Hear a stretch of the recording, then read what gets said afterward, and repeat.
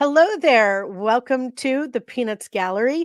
Today we are going to be with Robert Pope and we are going to talk about the Great Pumpkin. Hi, Carrie. Hello. Oh, I'm so excited for this conversation. I Robert is know. a wealth of knowledge, and I can't wait to dive into this just wonderful special. Right. Well, I wanted to make sure that everybody knew that I went to the store Ooh, and I got Jiffy Pop popcorn, wow. Yes. which my mom always used to get for us, and I got a big box of Junior Mints because that was it was my favorite growing up. I also got some peppermint patties Uh-huh. because, I mean, obvious reasons. Um, but my if you go to Five Below, I'm not getting paid for this. I just wanted everybody to know if they go to Five Below, you can still get Jiffy Pop popcorn. I hadn't seen that in the grocery store in a while, so it's good to know that it's still somewhere. Right, Yes. right. They have quite the candy collection at They Five do. They've got a Below. lot of fun stuff in that store. It's so They Yes, they nostalgic. do. do.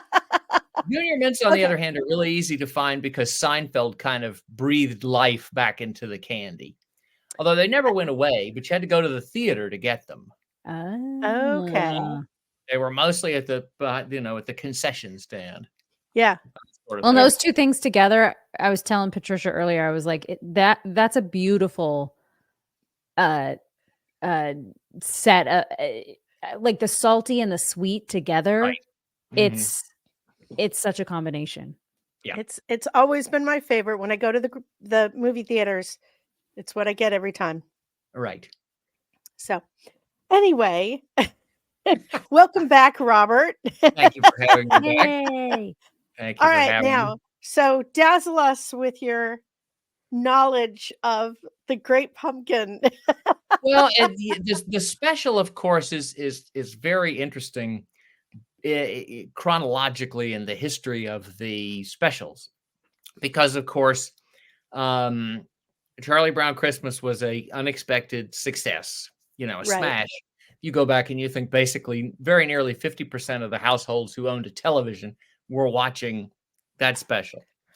So Coke was Yeah. overwhelmed, McCann Erickson was overwhelmed, CBS was overwhelmed, and they immediately put in an order for more specials. I believe the initial order was for 3 or 4 more, Okay. and, the next special that was produced, which was released in springtime of 1966, was the baseball special, Charlie Brown's All-Stars. Okay. And that was a big hit. That was a big hit, and like, the Christmas show before it, it was based, it had an original story. A lot of the dialogue and a lot of the sequences were developed based on strips, Right. pre-existing strips. There are a lot of gags, like, when the entire team quits on Charlie Brown at the beginning after he screws up the game. Um, Lucy says, "I refuse to play left field for a sinking ship," which is a line right out of a strip. And of course, Okay. Frida says, "Baseball is supposed to build character, not tear it down."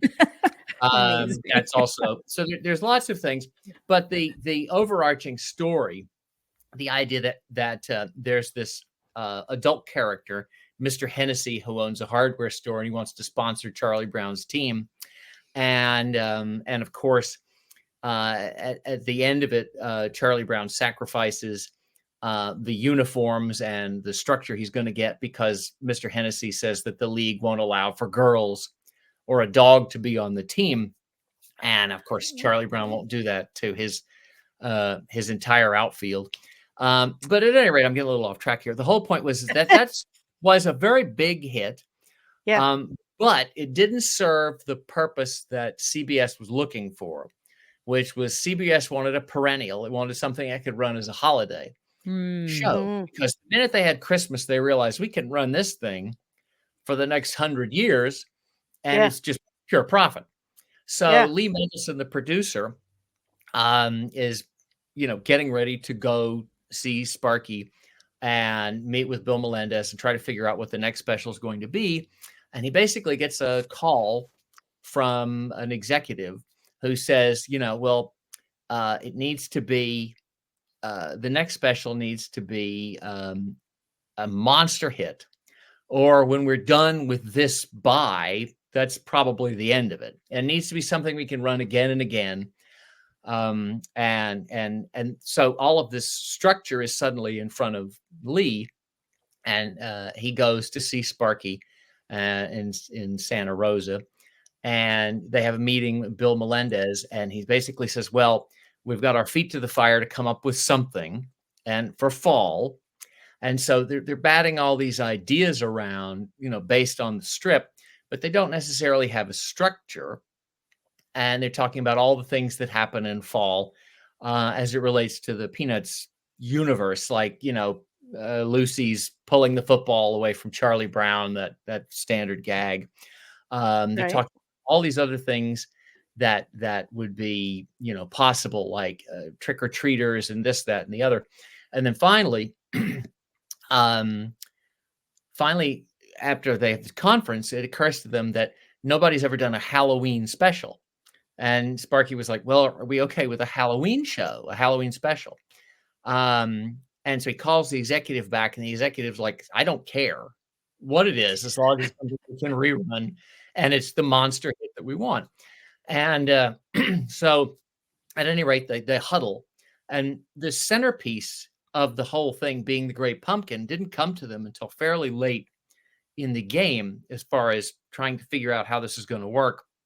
And then the minute that Sparky suggested that, and they started bouncing ideas back and forth about, and at this point it's 1966. So the Great Pumpkin has been around for a few good years. There's lots of material in the strip to mine. There's all these other things that they realize they can do. They can bring the fantasy sequence in with Snoopy as the flying ace. And there's a very amusing anecdote where Sparky is asking, if we can make, the doghouse, actually, can we make this fly? Can we make it work? And Bill Melendez, in mock indignation, jumped up and said, well, of course we can. I'm an animator. I can do anything. And you can just see Bill Melendez with handlebar mustache and a faux indignation. Right. With his accent. So they suddenly realize they have all of these coat hangers, these story beats, points that they can build the special with. Yeah. And that the Great Pumpkin becomes the centerpiece of it. So they have their idea, and they get to work. And then they started to try to pull together where all the great stuff. I always thought it was very interesting. One of the most fascinating things for me, one of the most interesting lines, since they knew that they wanted this to repeat itself over and over and over again, is there's the line, there's the sequence of events or the scene where Linus is explaining to Sally all the comings and goings of the Great Pumpkin. And I believe the line is, you mean to say you don't believe in the good, in the Great Pumpkin? I thought little girls were innocent and trusting. I thought little girls believed everything they were told. And if you remember, then Sally turns to him and says, welcome to the 20th century. Yes. Well, strip that relates to, she says, welcome to 1963. I think it's 1963. Oh. And of course, they decided that they had to adjust the gag slightly for repeat airings. Right. And I also think it's quite fascinating that here we are in the 21st century. Right. And the gag doesn't make as much sense as it ought to. But, here we are literally a quarter of a way. Say that out loud and don't panic. A quarter of a way to the 21st century. Think for a second. And, wow. I shouldn't have done it. I'm sorry. I took us down a really dangerous cul-de-sac, and now we can't get out. I think that's actually a Frasier line, a conversational cul-de-sac. But so what I love about that particular line, I feel like it is so relevant today. Like, and I hadn't watched the show in a really long time, and so I'm now watching it from an adult perspective as opposed to a child's perspective.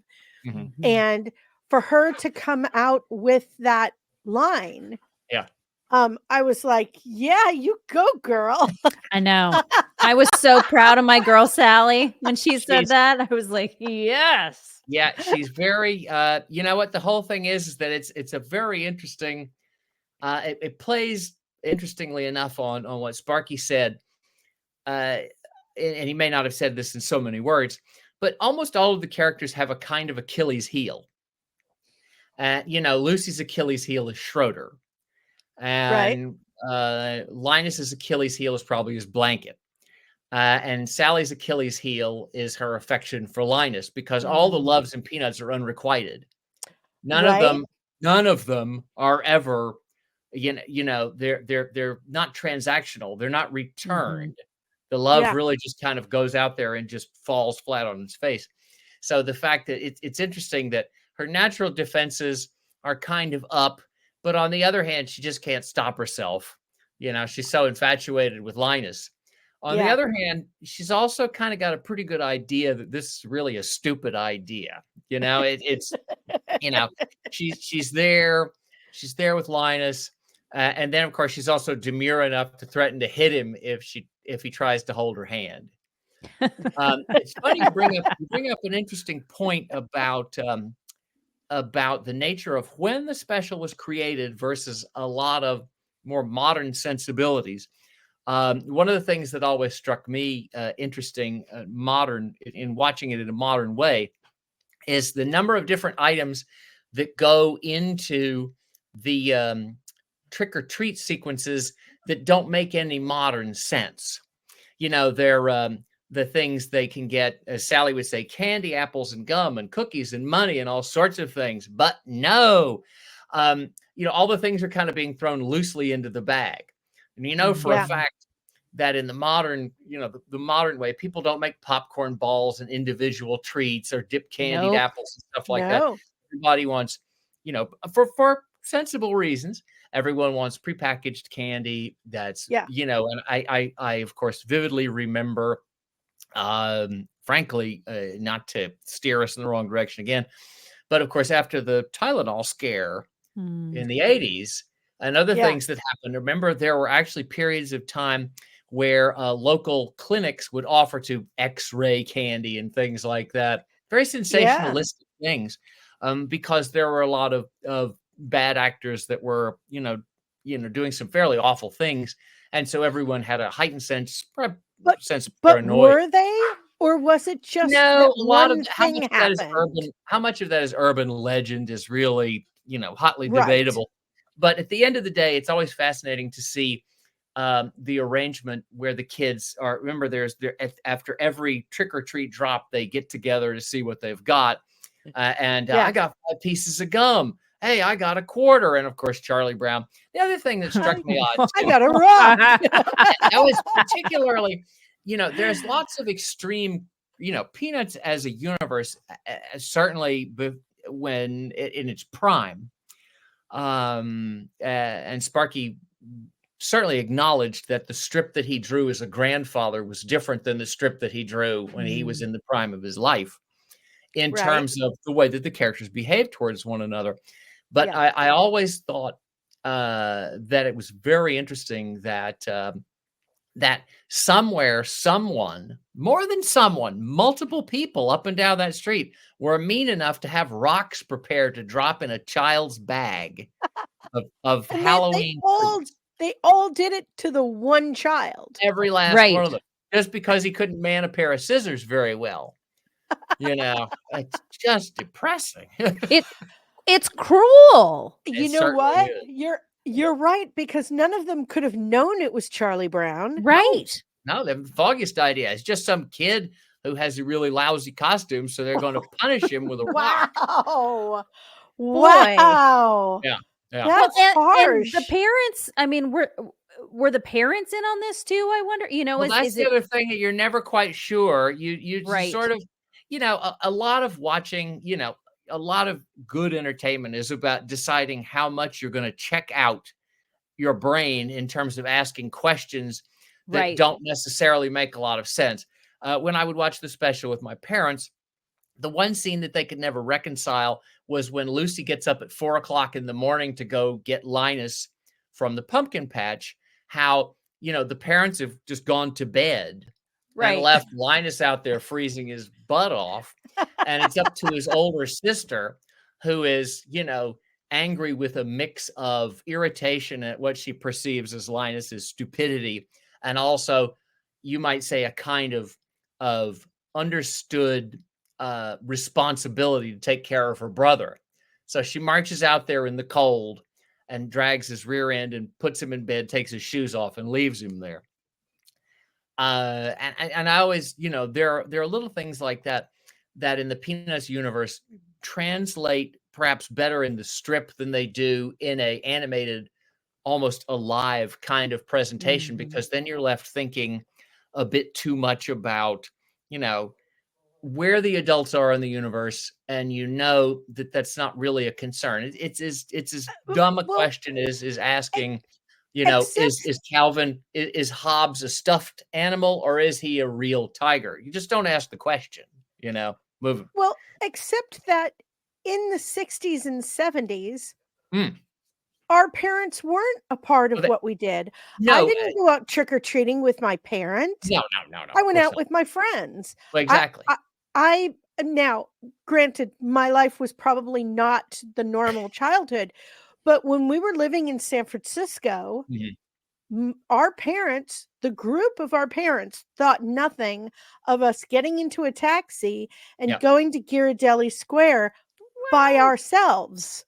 And that's like I'm saying, that's the interesting to tie it in. That's the interesting thing, that you look back at the special and you realize how much autonomy the children have throughout the proceeding. Yeah. They make their own costumes, they go about their own business, they go to a party, and that's part and parcel of that, of life at that time.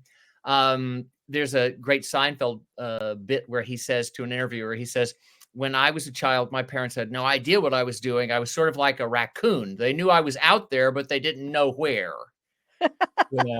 Boy, that sure isn't. I would never think to parent that way now. Yeah. And I didn't parent that way. Yeah. I knew where my child was at all times. Yep. Exactly. We had play dates, the whole thing. So Exactly. it's that moment of watching something like that where you go, wow, things were so different back then. Exactly. And I think that, and if he had been around now, would the parents have played a bigger role in Peanuts? I think he probably would have been saddled with the same problem, which is the narrative structure did not allow. First off, as he always said, that my working space is too short. The minute that you interject, the minute that you insert parents into Peanuts, and there are moments in time in Peanuts where there were brief explorations with offstage parents talking. There's a couple of times where Lucy's mother scolds Lucy or Linus. Charlie Brown has one famous interaction where he's writing a strip and he asks his mother how to spell goggles, and she replies, "There's 2 G's in goggles." But otherwise than that, it doesn't behave properly, because the children of Peanuts are neither children nor adults. Right. They exist in their own kind of unique way. And if you bring adults into the strip, you've tethered it to a post where it becomes more like, for lack of a better term, Dennis the Menace, or something like that. And also then Sparky is trying to figure out how on earth to stretch that panel so that you can see the kids, from an aesthetic perspective. If you're trying to stick the parents in there, all of a sudden you've got to pull back to a wide shot where the kids are like microbes, or worse, you cut to a mid shot where you're seeing the parents kind of from the kneecap up, and the children are just little floating heads. Right. And as a result, I think it was, they had never, he experimented with that in other places. If you're familiar with the strips that he did for, that were called They were collected in books like Teenager is Not a Disease, What Was Bugging Old Pharaoh. They were the strips that he did for the church when he was attending at the time. And Right. they feature teenagers and gangly teenagers. But in that case, he was drawing much bigger than he was in Peanuts. So he had all the room to stretch things around that he never had in Peanuts, because it was sold as a space saver strip. It was smaller. The border sizes that he had to work with were smaller than his contemporaries, so that the strip could be sold as one that went total vertical, 1, 2, 3, 4, or boxed up 1, 2, 3, 4, like almost like a Rubik's Cube arrangement. Yeah. Or the way it was. So in order to do that, he suddenly had less space than Mort Walker had in Beetle Bailey, or Hank Ketchum had in Dennis the Menace, or Walt Kelly had in Pogo, things like that. So he was immediately handcuffed in how much space he had to work with. And so as a result, adults jettisoned instantly. And I think certainly in something like Great Pumpkin, this works very well because there's a fantastic element to what's happening. There's a fantasy element to the way that the characters behave, to their relationship with Snoopy. And I think that adults immediately just crush that. They make it impossible to figure out what's, how do you balance that? How do you, one of the things I mentioned Calvin and Hobbes before, which was a strip that Sparky greatly admired. And one of the things that Bill Watterson figured out from the get-go was the mom and dad don't have any names. They have as little of a handhold on Calvin's universe as they can, because the more they're there, the realer it gets and the less fantasy you can approach. Outside of one uncle who shows up in the strip that Watterson regretted for years, there's no other relations, and it's just every strip has its own chemistry set, and the amount of X that you pour in versus Y versus Z. Some things work perfectly fine as far as the parents being there, but Peanuts is just one of those things that the more that you hear about the parents, the less fantastical it gets. And I think as a result, he just shied away from it, certainly in the animation. And of course they solved the problem with the trombone noise for the adults and stuff like that, because there were certain cases where you simply had to have some kind of, especially in the classroom, you had to have exchanges between the kids and the teacher. But otherwise, the absence of adults in Pumpkin is just, it's amazing. And you have to think about how, not to switch gears a little bit in terms of the fantasy aspects of it, this is the first time that anyone saw Snoopy's doghouse technically fly. And that I didn't know that. Oh, yeah. Well, if you think, this is the first time that the doghouse this is the first time you see the flying ace. It's the first time, if you think about all the firsts that are happening in that special, it's the first time that the football gets pulled away from Charlie Brown. It's the first time we hear about the Great Pumpkin. It's the first time that the flying ace takes off. There are so many things in that special. And of course, wait a minute. I gotta clarify this. So in the strip, Lucy had never. No. I mean, in terms of the animation. In the animation. Okay. Yeah. That's what I wanted to clarify. Things are visualized in animation. I Gotcha. see that you see these things happening. And so, how exciting is that? Because at this point, if you think about it, if you're like a Peanuts nut in 1965 and you got to see the Christmas show, that's amazing. That's incredible. And then the next spring you get Short Summer and you're like, oh my God, they're playing baseball and it's all the great stuff with the baseball gags and just all these wonderful jokes. And when you get around to the Great Pumpkin, you're like, well, we finally got to see the flying ace. We don't get to see the Great Pumpkin, but we get to see Linus and the Pumpkin Patch. We get to see all these things. So in terms of like fan service, it's an amazing show in terms of what it hands the viewer. And also it's Bill Melendez and the animation team, they did the whole thing just exactly right, which is, of course, the entire sequence is still happening in Snoopy's head, which is why you never see the bottom of the doghouse. The Genius. doghouse is always tethered to the ground, but you never, Ah, it takes off because the frame jitters and there's great shifting and the palette changes, as he flies up past the sun and everything. And the entire, great graphic design where Snoopy is suddenly, blues and reds and all these colors indicating emotional shifts and all this, but you never actually see the bottom of the doghouse.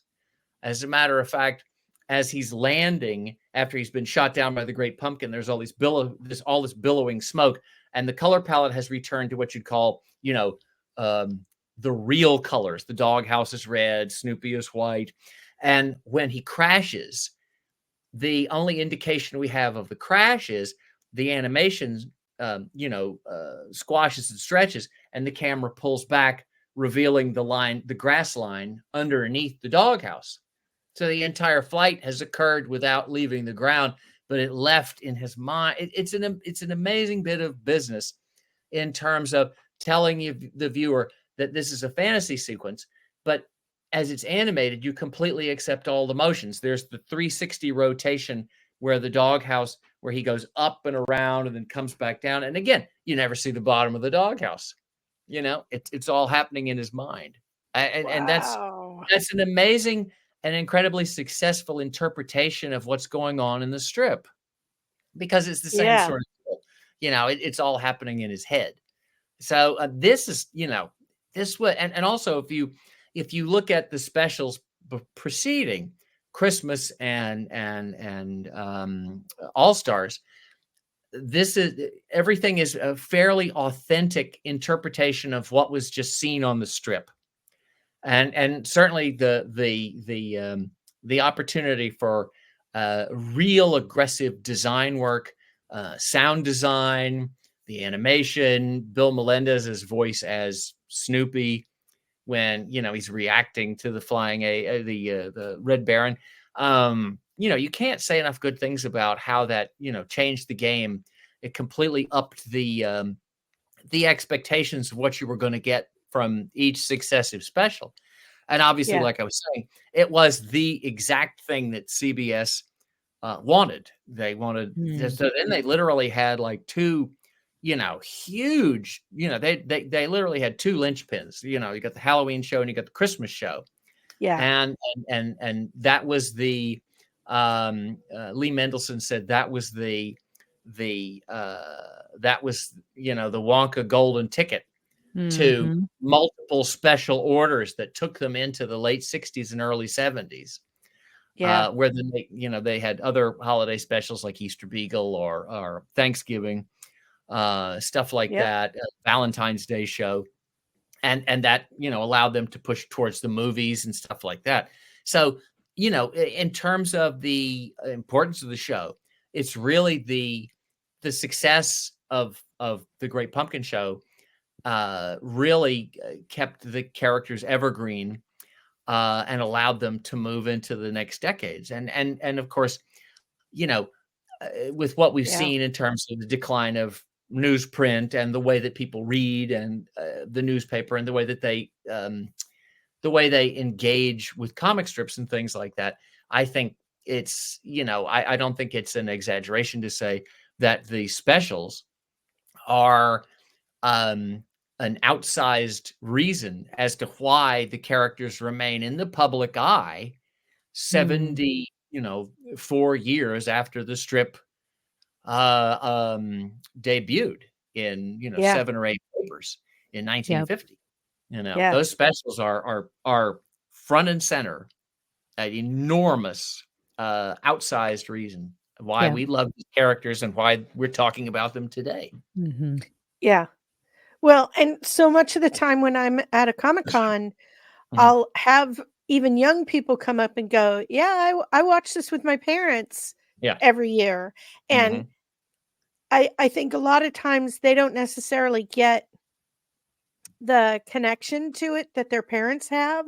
Right. But it's still a part of what they grew up watching Yep. in a way that uh, probably didn't happen with a lot of other television, because the No. young people nowadays, they've got 250 channels they can Yeah. watch at any time, Yep. and yet they still have those moments with their family of watching these shows. Yeah, and I need to it's cough.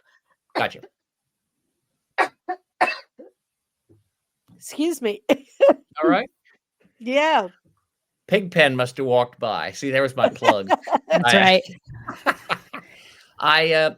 I do think that that's. I'm obviously, we all remember the advent of cable in the late 70s, early 80s, and then suddenly realizing you had more than the big three, one PBS channel and maybe one UHF channel, and it is interesting that there are only a few things left on television that have the opportunity for people to sit down as a family. And almost all of those things are the holiday specials.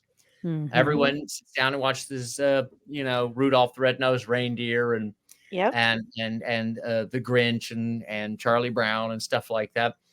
Yeah. But the Peanuts franchise, the Peanuts universe, was just about the only thing that managed to, sort of take off from the Christmas mold and go to all these other events and holidays.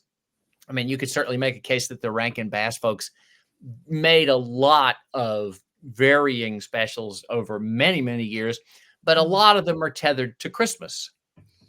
Santa Claus is coming to town, Year Without a Santa Claus, Life and Times of Santa Claus. So there's lots of Christmassy Frosty the Snowman. Mhm.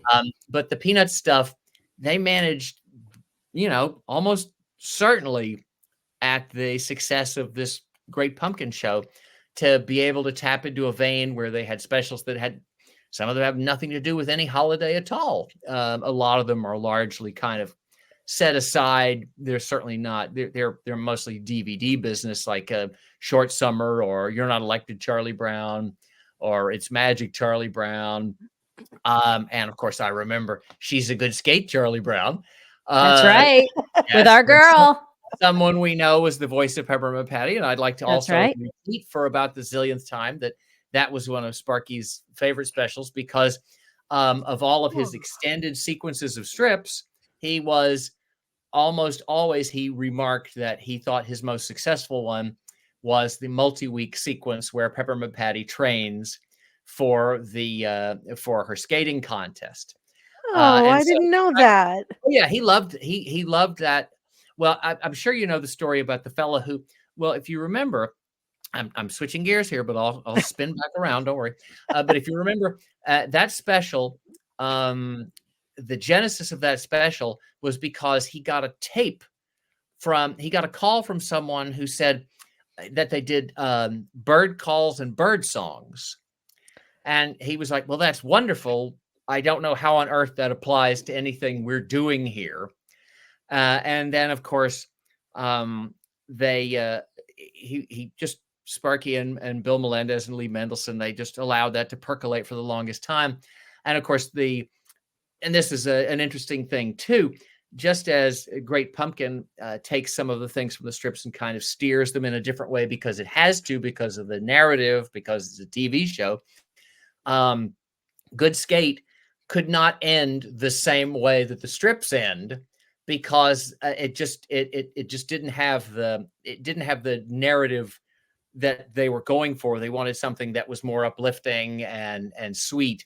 Right. If you recall, in the strips, Peppermint Patty puts in all of this work.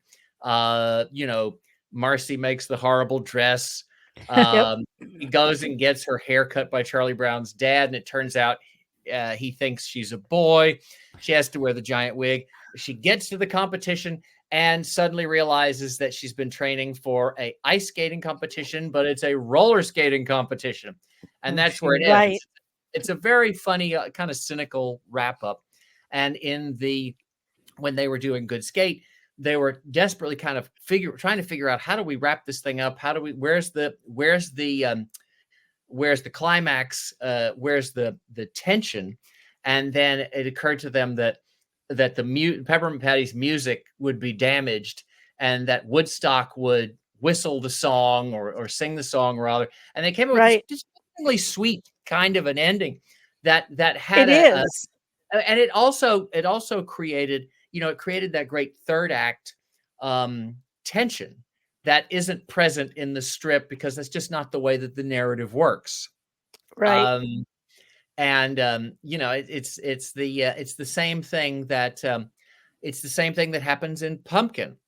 If you go back and look at all of the strips are like a lot of Peanuts. There's a lot of existential longing. Linus has really hung himself out to dry in Right. this very loud belief in something that the other kids completely can't get into. And most of the humor in the strips is just the natural letdown of how Peanuts works. But that didn't necessarily work for the show, because you're looking for a kind of a climactic build and then a steep fall. And of course, the great thing there, which happens, only in the show, is Snoopy is pretending that he's, traveling through the French countryside behind enemy lines, and it crawls through the pumpkin patch, and of course pops up in front of the moon and causes Linus to faint. Now that actually happens in a Sunday strip, but it doesn't have the same punch, because in the Sunday strip that happens, Linus faints, and when he wakes up, he says, did the Great Pumpkin leave us anything? And Charlie Brown, who is in the pumpkin patch with him, tells Linus, well, he just left us this used dog. And Linus, in his incredible delusional way, is waving, going, farewell, Great Pumpkin, farewell till next year. And the gag is that Snoopy is indignant looking at Charlie Brown, and the word balloon over his head said, used dog. And that has great comedy. And Yeah. the scenes were there for the special, but it plays so much better the way it works in the special, as far as leading up to Sally's tantrum, where she's shaking Linus. You owe me restitution. I think that Dramatic much. May be every child's first indoctrination into the word restitution. Yes, definitely. And also, just the level of scorn that she has in that monologue. What a fool I was. Trick or treats come once a year, and I miss it by sitting in a pumpkin patch with a blockhead. And then, of course, Linus's line to Charlie Brown, you've heard of fury of a woman scorned, haven't you? Yes, I guess so. Well, that's nothing like the fury of a woman who's been cheated out of tricks or treats. So there's lots of supremely good quotable dialogue there. But again, ultimately what I was trying to, I suppose I was trying to steer the Titanic away from the iceberg and failed miserably again. But at the end of it, the specials allowed for an opportunity where they had narrative opportunities there, narrative choices that the strip simply couldn't provide. And that once again, the 3-act structure, where you have a great deal of build up, and then of course Peanuts is all about the letdown after the build up, right? Which leads us to the marvelous ending, where the camera is pulling back and Linus is ranting and raving because Charlie Brown says we've all done some pretty stupid things, and he has to go back to defending the Great Pumpkin. It's just there's so much you can talk about in terms of, and I'm credit where credit's due. I'm about to steal something, but I'm going to say where I stole it. I can't remember who I stole it from. Recently on social media, particularly Facebook, might have even been on Instagram, someone posted an article where they explored the color theory behind all of the change, behind the entire special, and how it affected tone, and it affected the way the viewer's relationship to what they're watching. And it was a fascinating exploration that begins with the color changes at the opening sequence, where Linus and Lucy go out to get the pumpkin, how it starts with that very hot pink sky, very traditional colors. And then the sun begins to set. The sun's relationship, the color of the sun, how it's changing, how the sky turns to deeper purples, and then eventually purples and blacks. The grass changes its color and becomes more muted. The fence changes its color. So it also changes color as the sun is setting. And when they go in the Van Pelt house, how it's bright oranges and pinks, and it's very hot and warm. And then how through the special, the progression of color changes when the kids are walking away from Linus, and Sally turns around and he's just smiling at her. How you cut, and it's just that sort of blue fence behind him, and the Linus's large face, and it's very friendly and welcoming. And she comes back to him. We can't even see the night sky anymore. And then finally, at the end, one of the things that was mentioned, which I thought was just unbelievable, I never even noticed before, is how all of the fantastical colors of Snoopy's journey, his fantasy journey, being shot down, going through France and everything. The minute that basically when the party's over, when Violet's Halloween party is over, and Lucy wakes up at 4:00 in the morning, when she goes out, all of the color in the night sky is totally gone. It's as black as the inside of a boot. There aren't any stars. There aren't any wisps of blue. There aren't any patches of cloud. It's just total inky blackness. And it's very much that very late in the middle of the night sky, but more so than that, there's an emotional point that's being made, which is Halloween is over and all the magic of it is over. And Linus has come crashing down to reality, and he's laying there shivering under his blanket with his teeth chattering. When Lucy takes him in to his bedroom, it's very warm. The colors shift again. And when we cut to the last shot where the credits roll, the colors are completely traditional. The sky is blue. The wall, the bricks are salmon. There's a sort of a yellowy color at the top. Everyone is in their proper color. And there is, as for lack of a better term, they're very bland. There's nothing exciting about it. It's November 1st. It's back to normal. It's, the holiday is over.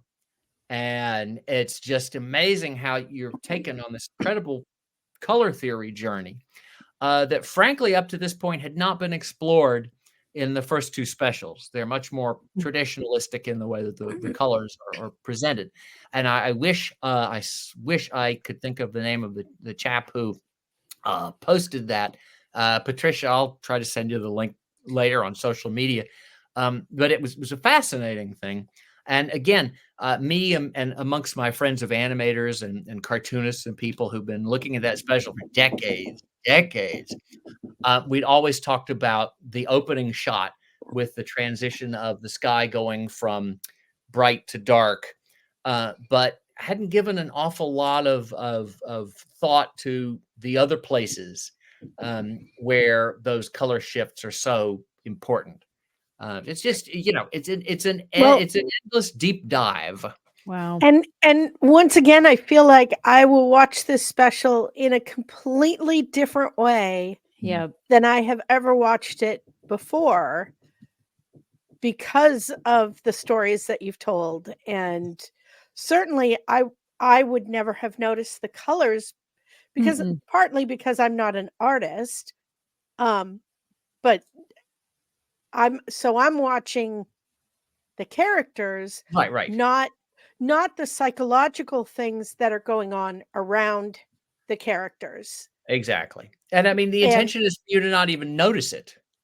Well, no, it is the intention to not notice it. And yet the brilliance of what they did was that psychologically, even though you're not noticing it, you are. It's still setting a tone, an emotional tone. It's an emotional response. You're getting an emotional response out of what's happening. And in that respect, it succeeds because you're not being led by the ring in your nose. You're not, it's not, to me, it's the difference metaphorically between going into a museum and standing and looking at a painting and absorbing it on your own terms versus getting the headphones and being told what you're supposed to look at.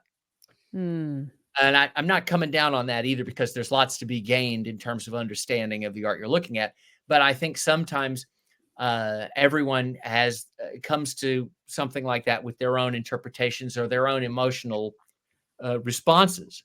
And so, allowing the art to stand on its own, as armchair quarterbacking, it's a lot of fun for us from a professional perspective to have these conversations. But of course, as a 6-year-old watching it, you just know it's the greatest thing you ever saw. Right. It's sort of Right. like the old strip where Schroeder is complaining about having to write a report about describing music. It's like trying to describe art or poetry. And of course, Lucy leans across the piano and says, or love, and, sets Schroeder off. But it's the same sort of thing. I think every young person finds that frustrating to think of something that they really like and they appreciate, and then someone handing them a blank sheet of paper and a pencil and saying, now, in 350 words, tell me why you like it. Mhm. Yeah. Yeah. There is. Can we talk really quickly about the faith that Linus has to have in this idea, and how, I mean, it is such a beautiful exploration of an innocent, childlike faith in something. Sparky had an interesting opinion on the subject, which he discussed with Lee and Bill on a number of occasions, which is, if you notice in the Christmas special, there's not really anything, there's no mention of Santa Claus. Sparky did not particularly like the concept of Santa Claus because, of course, growing up in the Great Depression and knowing people who were very poor and his own family being very working class, even though they were, his father, Carl, the barber, was sort of a community pillar in Minnesota. Sparky felt a great deal of tension or sadness for the idea that there were children who were, for lack of a better term, they were believing in Santa Claus, and he knew they were going to get up and there wasn't going to be anything there for them. And he found this extremely unpleasant. And he thought that the proliferation of Santa Claus in the holiday was particularly galling. And so that's one of the things about the Christmas show is, no one's running to the mall to see Santa. There's a letter that's being written to Santa, and it's one of the funniest bits where Sally's there. But that just kind of dovetails more into Sparky's, dissertation about commercialism. And when you get to the Great Pumpkin, he always said, the idea was that imagine if a child gets ahead of themselves. They get a little too far ahead of themselves, one holiday too soon. And, well, they have to come up with something. Who's bringing the presents? And, of course, if you get Halloween and Christmas confused, it must be something with a pumpkin because that's Halloween-y. And so it made sense that Linus would be the character that would kind of carry this, because he's, on one hand, he's the most spiritual of all the characters. Yeah. And he has a great deal of integrity. But, of course, he's got his own flaws. And once he's got his back up with this idea that he's concocted, he has to carry through with it. He can't turn around and admit that this might not be a viable thing. So he's taken a deep dive, and now he's tethered to it in a way that borders on fanaticism, which is interesting. Right. And also, too, Sparky made many references to things. There's a great strip, I think it's a Great Pumpkin strip, where Linus, the punchline at the end is Linus says, the way I look at it, it doesn't matter much what you believe in as long as you're sincere. And there's some very veiled, deep thinking about the nature of spirituality and belief and the idea of faith as it relates to things that can't be quantified or perhaps proven. And, I think I think that would have been one of the things that Sparky himself probably would have been hesitant to attach too much value to. But it certainly presents itself in The Great Pumpkin. But Mhm. as far as Sparky was concerned, it also presented him with a trope that he could go back to year after year and build on and build on and build on and build on, which for a cartoonist is just gold. Right. When you have an idea that you know people love, Yeah. all he had to do was think of another twist. Mhm. There's one year where the buildup is ruined because Linus's blanket-hating grandmother shows up and won't let Linus stay out in the pumpkin patch on Halloween night. So he can't actually hang out. There's another great series of strips from the 80s where Peppermint Patty becomes a kind of falls into the whole idea of helping, and it turns out that Peppermint Patty has written a letter to the Great Pumpkin asking for a new pitcher's for a new mitt for her baseball team, and Ah. Linus kicks her out of the pumpkin patch because he screams, "What do you think he is? Some kind of Santa Claus? You don't write a letter to the Great Pumpkin. You've done the worst thing a person can do. You've offended the Great Pumpkin and the spirit of Christmas." And as Patty walks out, she says to herself, "Banished from the pumpkin patch." Uh, every year, another marvelous. And some years it's totally skipped. Some years you can tell he just didn't have the idea and he wasn't going to demean it by coming up with something stupid. Some years it's totally glossed over, and some years it's the centerpiece of the entire October. Mhm. But yes, Linus is certainly the most intellectual character, the most spiritual character. He knows the Bible backwards and forwards, but he's also decided that there's a magical pumpkin in the sky that's going to fly down and bring him presents if he is sincere, and his pumpkin patch is the most sincere. So he's sort of out of whole cloth created this, for lack of a better term, kind of quasi-religious experience Well, with and a every single time that I watch this show, I find myself hoping for a new ending. yeah, I exactly. think, is this the time? Is this the time? Yeah. And then to add insult to injury, there's the whole magical thing with, the Red Baron. So I'm Yep. like, okay, in this Maybe. universe, magic can happen. You never know. But then I always forget, no, but that's Snoopy. Yep. That's the magic of Snoopy. That doesn't carry over to Linus, and it Yep. breaks my heart every Yep. time. He's entirely too grounded, and the magic only happens in Snoopy's head. Oh, And Sparky has areas in the strip where fantastical things happen, but they are very, very cordoned off. Snoopy's doghouse behaves kind of like Doctor Who's TARDIS. It's bigger on the inside than the outside. We know Yeah. for a fact that he once owned a Van Gogh. He currently has an Andrew Wyeth. He has a rec room with a pool table. He has all the stuff downstairs. Linus's blanket is more or less alive from time to time. that's It can true. act on its own. There's a kite-eating tree. There are all these things. But the minute that the Great Pumpkin is assigned as Linus's, coming back to something I said earlier, the minute that the Great Pumpkin is assigned as Linus's Achilles heel, he can never show up. Charlie Brown can never win the baseball game. Lucy can never win Schroeder's affection. All of these characters, they've all got these things that are never going to go the way they want them to. And the minute the Great Pumpkin becomes Linus's Waterloo, you're never going to see him. Well, And and also, I think, it prevents the the other strip thing too becoming is, too saccharine, like yeah, sticky exactly. sweet. It's Yeah. more nuanced than that. It's Oh, yeah. more, so And the other thing too is at the point that the character is even named, I think Sparky also understood you couldn't draw the character and make it even work. It's like the little red-haired girl. It's yeah. not going to work. Everyone's idea in their own head about what this magical creature might look like is going to be much more fantastical than anything that would ever show up in the strip or the animated special. So it's, again, best left as a fantastical offstage kind of thing. Oh, Wow.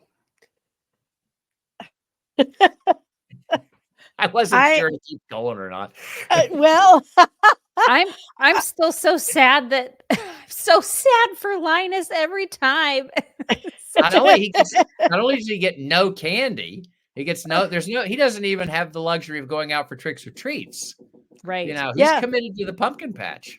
But I yeah. will say that it makes for, because even though maybe Lucy is a little annoyed with him that she has to go out there, whatever, 4 in the morning and bring him in.